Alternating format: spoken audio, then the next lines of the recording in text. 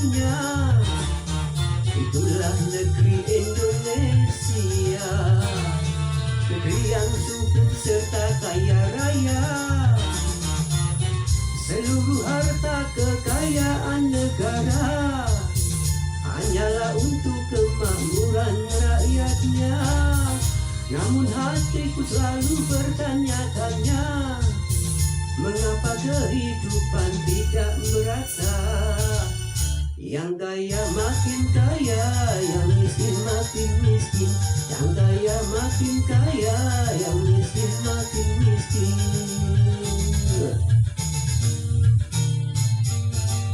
Negara bukan milik golongan, dan juga bukan milik perorangan.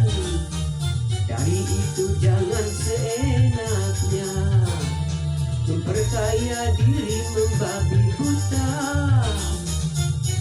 Seluruh harta kekayaan negara hanyalah untuk kemakmuran rakyatnya. Namun hatiku selalu bertanya-tanya, mengapa kehidupan tidak merata? Yang kaya makin kaya, yang miskin makin miskin. Yang kaya makin kaya, yang miskin makin miskin.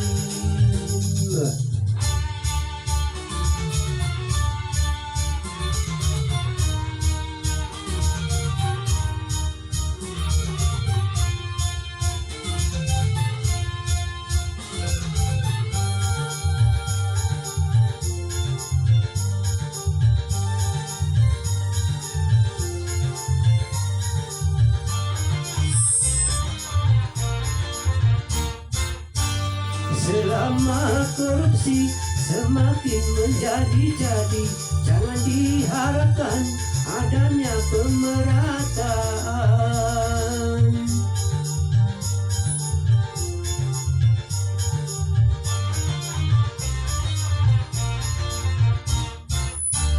Hapuskan korupsi di segala birokrasi demi terciptanya kemakmuran yang merata.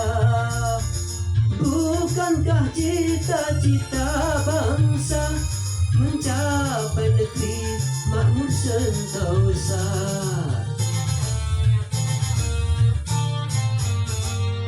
Hijau merimbuni daratannya, biru lautan di sekelilingnya.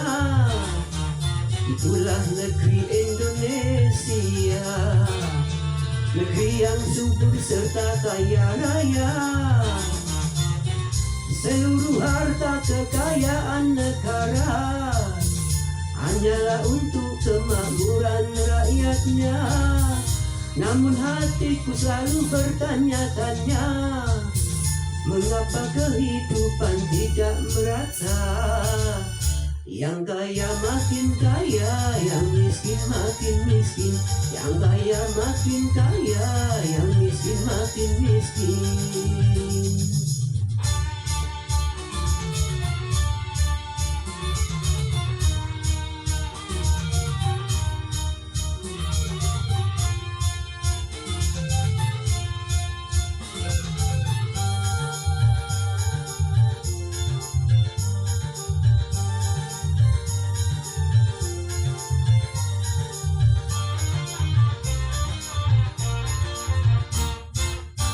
Masih banyak orang hidup dalam kemiskinan, sementara ada yang hidupnya berlebihan.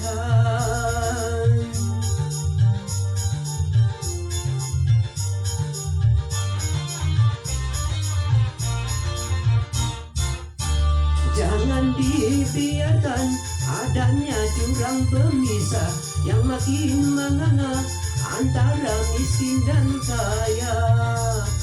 Bukankah cita-cita bangsa mencapai negeri makmur sentosa?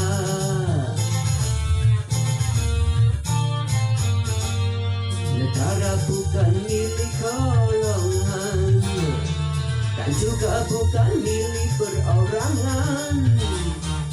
Dari itu jangan seenaknya memperkaya diri membabi buta.